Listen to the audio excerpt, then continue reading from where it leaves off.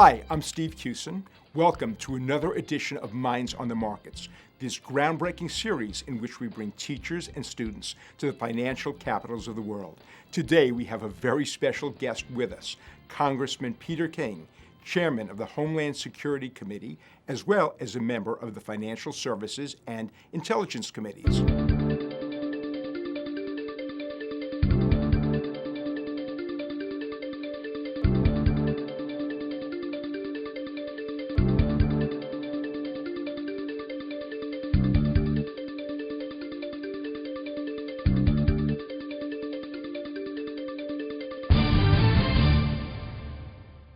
Welcome, Mr. King. I'm going to begin the interview the way I always do. I'm going to ask you a little bit about your background and specifically about your connection to these committees. First of all, Financial Services Committee has jurisdiction over general banking issues, and there's probably no issue that's more direct to New York than financial services. And Wall Street is the financial hub of the world. New York and Long Island obviously are connected to Wall Street. Many people in my district and in Long Island generally work on Wall Street, or they have jobs that are related to Wall Street or peripherally related to Wall Street. So being on financial services is, again, to me, it's a key component of what I have to do as a congressman. Today's topic is the economy and the Federal Reserve in particular. Exactly what is the Fed and what are its responsibilities?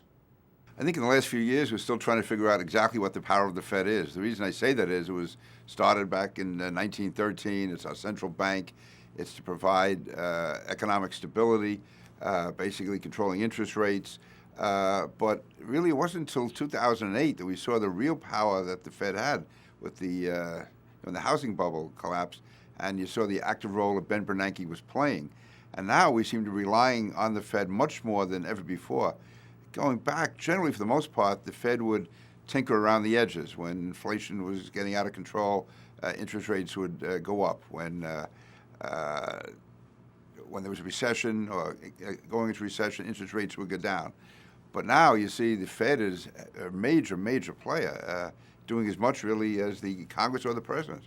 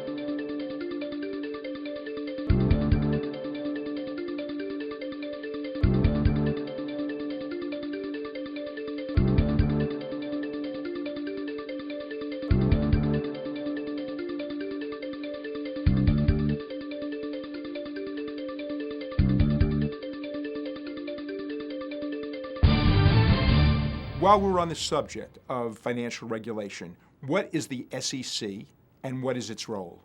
Basically, the SEC is to ensure that stock transactions are honest, that there's full disclosure, and it's to prevent, really it goes back to the Depression of 1929, to ensure that there is transparency and that shareholders are protected and investors are protected.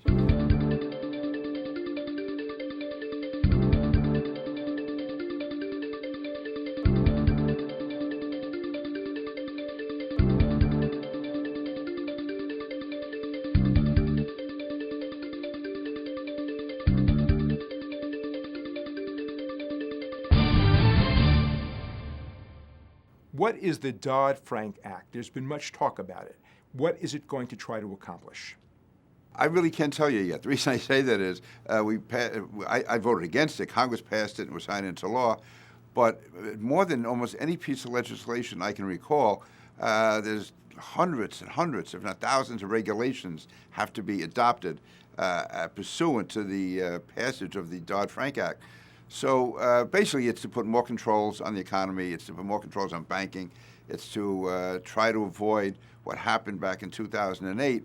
But I'm not being sarcastic when I say we don't know the full impact of it yet, because much of it is going to be implemented by regulators who are not elected by anyone, and it's their job to interpret what Dodd-Frank intended to do and then enact regulations to carry that out. And that's where you can see a real conflict between business people, financial people who think that the regulations are going to go beyond Dodd-Frank, and they thought Dodd-Frank went too far. So anyway, it's really, this is a story that's unfolding. It's a work in progress.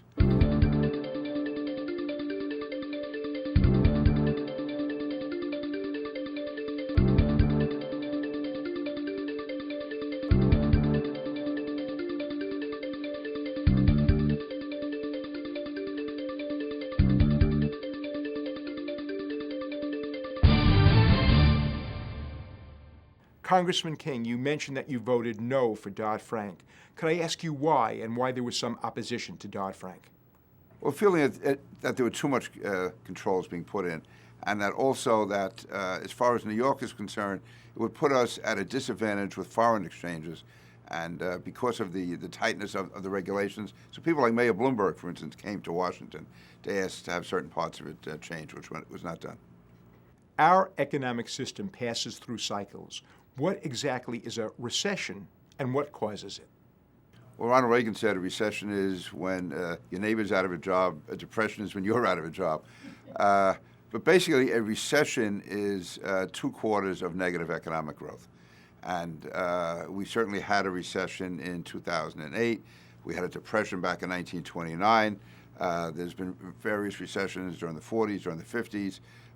When I first came to Congress in 92, there was a follow-on of 91, 92, which was definitely a recession. So basically, it's 2 quarters of negative economic growth. But that's sort of a very mathematical analysis of it. Again, to me, if there's large numbers of people out of work and the economy is going slow, that's a recession. As far as its impact on people, even though in some cases it may not actually be clinically described as a recession.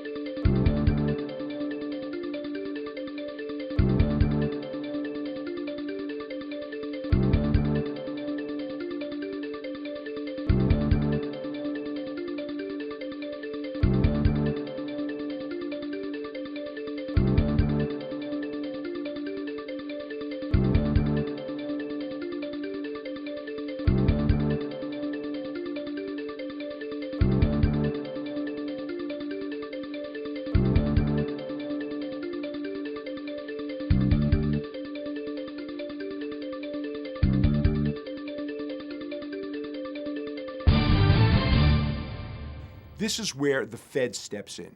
We often hear that it responds to economic ups and downs by adjusting interest rates. What does this accomplish?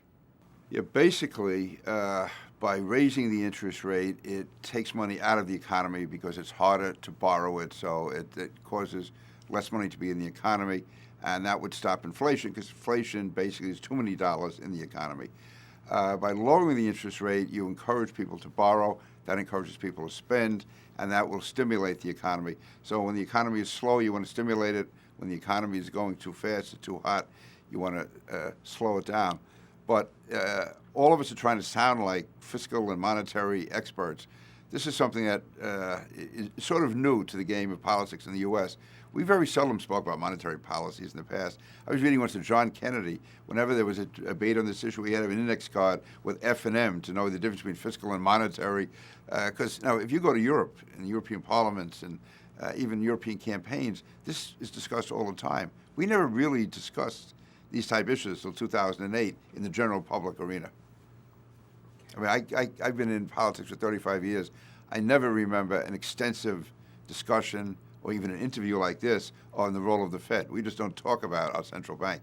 In Europe, they talk about it all the time. We really haven't until the last 4 years. The term stimulus package is often mentioned as a way to jumpstart the economy. Can you give us some examples and tell us how they work? I don't know if it regulates the economy. It's supposed to expand the economy, I guess. It's supposed to grow the economy. The most recent example was President Obama's stimulus package in 2009, which I think was $800+ billion of new spending that went into the economy. Ideally, it's to take shovel-ready projects, which means construction projects that are ready to go.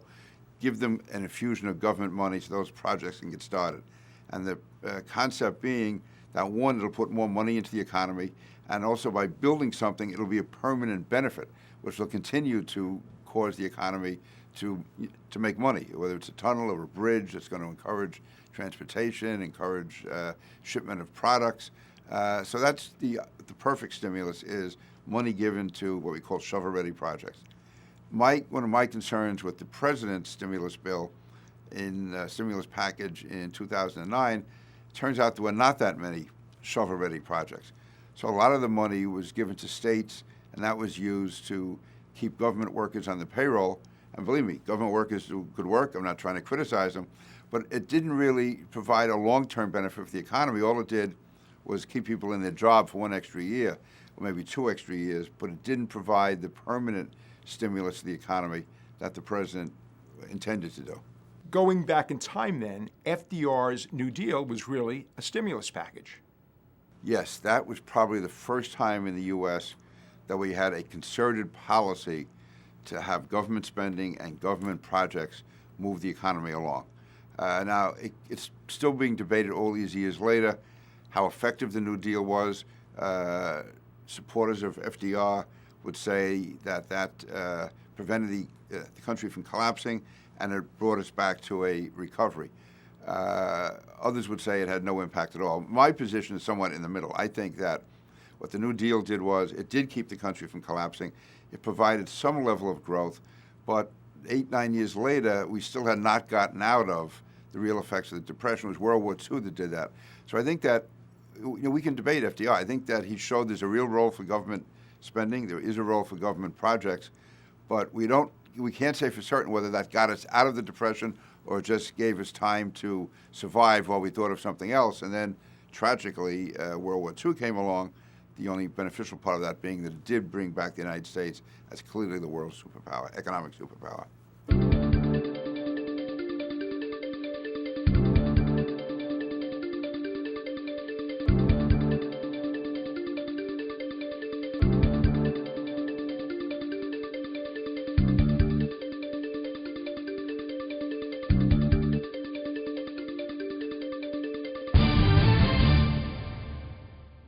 There is the call to do even more beyond interest rates and bond purchases. What else can the Fed do to help regulate the economy? There's not too much more they can do. I mean, the interest rates are down to zero. And they said they're going to keep it that way, through the next several years. They are buying back government bonds, which is to put more capital into the economy. They're working with European central banks to try to stabilize the world economy. But I think Ben Bernanke is almost running out of tricks. And I'm not trying to be sarcastic in saying that, because he's in a tough spot. And yes, he was appointed by a Republican president, kept on by a Democratic president. So there's not a partisanship here with Ben Bernanke. And the irony is that he was an expert on the New Deal. Like, people have things they're interested in. Some people are interested in baseball players. Some are interested in collecting stamps. Ben Bernanke was fascinated by the New Deal. All his casual reading and scholarly reading was on the New Deal. He is an expert in the New Deal. And this is really the first time since the New Deal that we've been faced with these dramatic government decisions, is what is the role for the government to get us out of a very, very deep recession, which some people could almost felt, in some areas of the country, you can almost say it was a depression back in 2008, 2009. The two biggest issues affecting our economy are taxation and spending. How do these variables affect the health of our economy? This is really the debate we're having today. And Republicans are saying that increasing taxes is the worst thing we can do now, because that will slow down the economy even further. It will make it harder for businesses to expand. It'll discourage small businesses from either emerging or expanding. Democrats, on the other hand, would say that there's a shortfall in revenue, and that to be able to have the government spending we need, to maintain the government programs we need, we have to have an infusion of revenue, and we can only get that by taxing people at the highest levels, because they have a lot of money and they can afford to put some of that into revenues for the government. And again, the answer, and I'm not trying to duck this at all, because basically I'm against increasing taxes, but on the other hand, when Ronald Reagan was president, he cut taxes more than anyone, but he also agreed to a number of tax increases in his deals with Tip O'Neill. I think that I would hope that it can be a package put together where we find ways to increase some revenues, whether it's by getting rid of certain deductions, by certain quote-unquote loopholes. Even though one person's loophole is another person's salvation, here on Long Island, every family almost takes advantage of the property tax deduction and the mortgage interest rate deduction, interest payment deduction. Well, to other parts of the country, those are considered tax loopholes. So this should be hopefully a more intelligent debate than we've had over the last 3 years. Okay, here's a tough question now. Any quick fixes to help the high unemployment rate which is plaguing our country? If I did, I would be running for president, and I get the nomination of both parties. No, I mean, there are no quick fixes. This is serious stuff, and almost everything has been tried. Nothing dramatic has, in fact, nothing has worked dramatically. The president can argue that he kept the bottom from falling out, and at least we're holding our own right now, and that the economy is necessarily going to improve. I would say that that's really not enough. There's no magic answer. But if I were in charge, if I was dictator for a year or 2 years, I think we have to reduce the rate of government spending. We have to cut government spending. Also, we have to find ways to bring in new revenues and try and strike the right balance. But there is going to be pain in the short term. There's going to be pain, whether it's people paying more taxes or whether it's people getting services reduced and cut, programs being cut back. Otherwise, I think we're just going to continue to flounder for the next 3, 4, 5, 6 years. And we could end up the way Europe has gone. I mean, I used to travel to Europe all the time. I have cousins over there. And these people guaranteed, 6-week vacations. They have health care from beginning of their life to the end. There's always unemployment insurance for people. But now those governments are running out of money. Somebody has to pay those bills. And if the economy is booming, the revenues come in. When you get the economy starts to slow down, the revenues don't come in, which is why we see a number of these European countries going broke right now, which also has an impact on us. You mentioned Europe, so let's go global. It's been said that world leaders look to the Federal Reserve Chairman, not to government leaders, to keep the global economy healthy. Why do they attribute so much power and influence to him? Well, the U.S. is basically considered, the world's currency. The U.S. dollar is the most stable in the world, and the head of the Fed is independent. He is not Democrat or Republican. He's appointed by the president, confirmed by the Senate, and then he has, historically and in actuality, is independent. So he's looked upon as basically the independent central banker for the strongest currency in the world.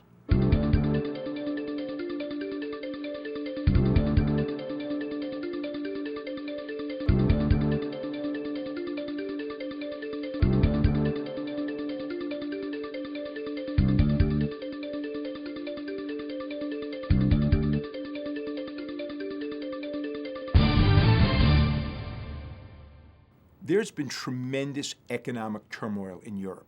What's caused it?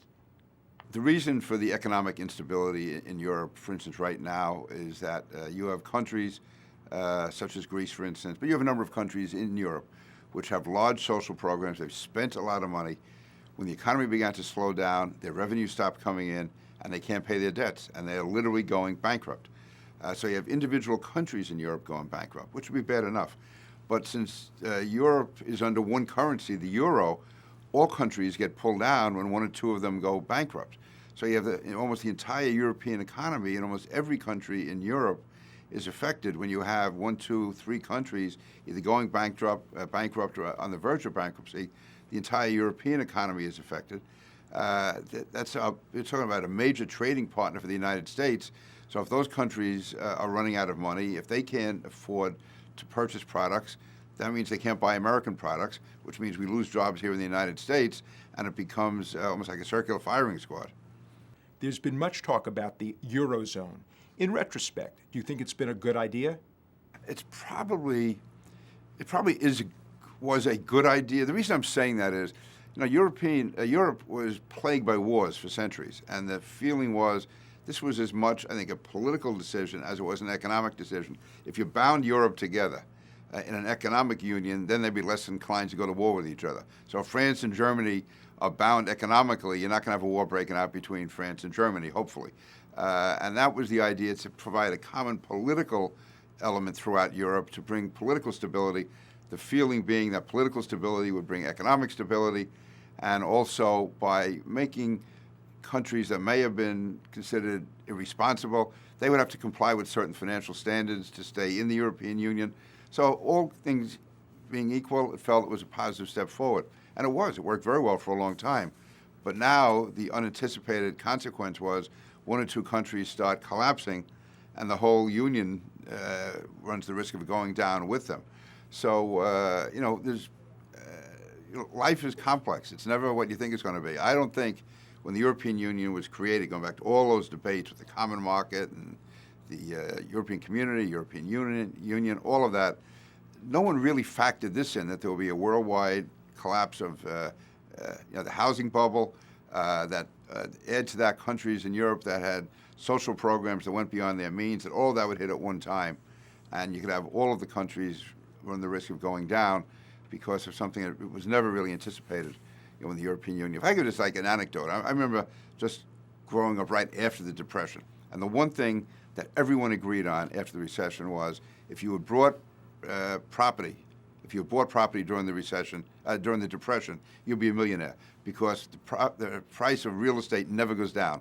I think even Alan Greenspan in 2007 was saying the one economic absolute is the value of property never goes down. Well, in 2008, the value of property just collapsed altogether all over the world. So that was another one of those economic truths that just was disproven.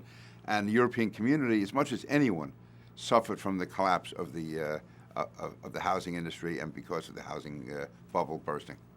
And another advantage of the Eurozone, when we cross borders, we don't have to deal with lira and Deutschmarks and other currencies. Yeah, actually, for anyone who's ever traveled to Europe, the Eurozone was a gift. Rather than every time you cross the border having to exchange from the franc to the lira to the pound, I mean, it's just the Deutschmark. It became, it can drive you crazy. So, and nothing else, it was a convenience to people.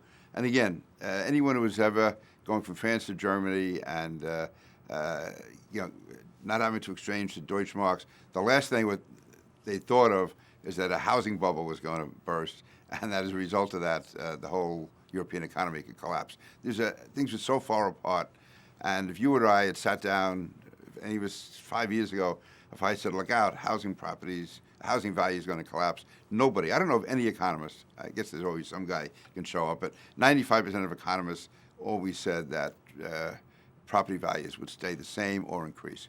Nobody expected this to collapse.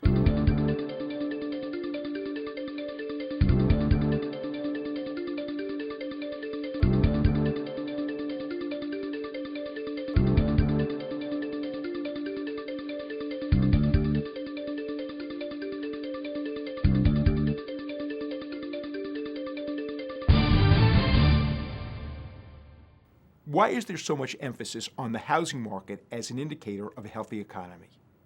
Because it's always been the strongest indicator, and it's what affects the most people. Most people as far as where they live, what the aspirations. In the U.S., the aspiration is everyone should own their own home. So from the time you arrive as a unpaid, uneducated immigrant in the United States, your goal is either you or your family to own your own home. So it's always been put up there as the ultimate goal of all Americans to have their own home. The housing industry is incredibly vital as far as the jobs it creates, construction jobs, public jobs, as far as having roads. Anytime you build a new community, roads have to go in, sewers have to go in, construction workers have to be hired, schools have to be built, teachers get hired. You can go through the whole, then as you get to retirement communities, you need prescription drugs, you need pharmacies. You can go through the whole litany of what's attached to housing and to construction. I always end the interview with the same question. What advice do you have for our students who are considering a career in economics, government, politics, or the financial world? First thing is become good citizens, in that realizing that politics and government is a participatory sport. When I say sport, I'm not trying to trivialize it. I travel all over the world, and you see people who are literally willing to die to have the right to vote, to have the right to have a say in their government, to speak out. And too many people over here either take it for granted or complain about it. How come we have to vote? How come we have elections? These politicians are all the same. Well, politicians reflect the people. So if you're not happy with your government, ultimately that's the responsibility of the people, because it is the people's government. So no one has the luxury of sitting back and saying, I don't like what's going on, and just sit back and complain. If you don't like, do something about it. So one, be much more informed, be much more aware of what's happening, and then whether you want to go into politics per se or get involved, if you're a union member, get involved in union politics to protect what they would feel are the rights of the workers. If you feel strongly about the capitalist system and you're in business, get out there and lobby for legislation you feel is going to cause businesses to expand and provide a climate that's conducive for growth and jobs. And if you really want to have guts and get in that arena, get in the political arena.